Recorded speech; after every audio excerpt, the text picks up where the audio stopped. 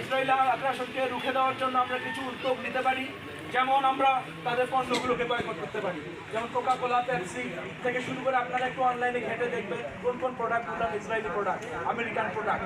এই প্রোডাক্টগুলোকে আমরা যদি বয়কট করতে পারি, আমি মনে করি জায়নিজম ধ্বংস হবে। আমি মনে করি ইসরায়েলি আগ্রাসন রুখে যাবে। তো সুতরাং আপনার ছোট ছোট স্টেপগুলোকে আপনি কখনোই ছোট চোখে দেখবেন না। মনে করবেন না যে আমি একটা কোকাকোলার বোতল না খুললে কি এমন হবে না। মনে করবেন এইটা আপনার একটা কোকাকোলার বোতল যদি খুলেন, আপনার একটা ভাইয়ের রক্ত ওখানে চলে যাবে।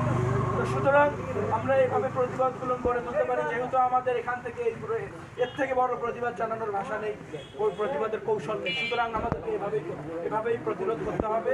এভাবেই যেখানেই আপনারা নন মুসলিম, মুসলিম যেখানেই দেখবেন অন্যায়, তাদের বিরুদ্ধে দাঁড়ায় যাবেন। যারা মজলুম তাদের পাশে দাঁড়াবেন।